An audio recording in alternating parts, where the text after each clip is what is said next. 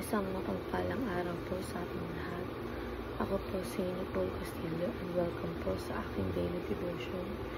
So, ang topic po natin ngayon is universalism.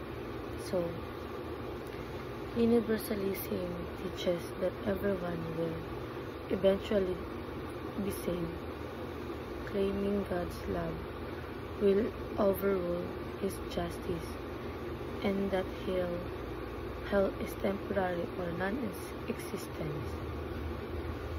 Scripture, however, declares salvation only through Christ.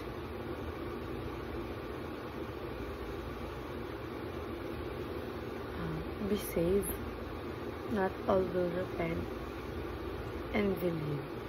The Bible rejects universalism, affirming that Christ's atonement is sufficient for all but effective only for those united to Him by faith. So, ayon sa John 3:16 to 18, for God so loved the world that He gave that one and only Son, that whoever believes in Him shall not perish but have eternal life.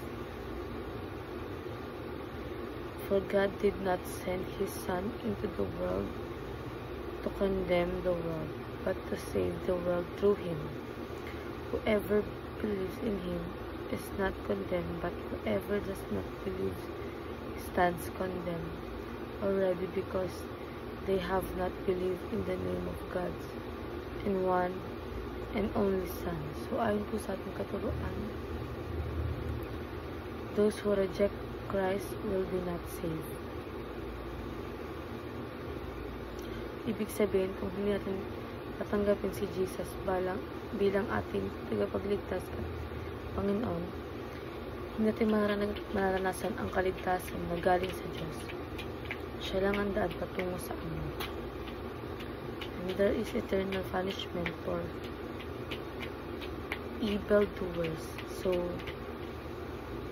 ang kasalanan ay may kabayaran, at yun ay kamatayan at paghihiwalay sa Diyos magpakailanman. Pero dahil mahal tayo ng Diyos, binigyan tayo ng pagkakataon na makatakas dito sa pamamagitan ni Kristo.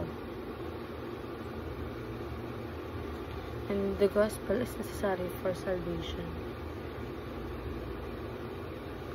Ang mabuting balita tungkol kay Jesus na siya ay namatay at muling nabuhay para sa ating mga kasalanan ay ang tanging paraan para tayo ay maligtas. Kailangan natin marinig, manampalataya at tanggapin ito ng buong puso. And ayon po sa ating applications, take sin and God's judgment seriously, turn to Christ now before it's too late, and tell the good news of Christ with someone today. And ayun lang po, maraming salamat.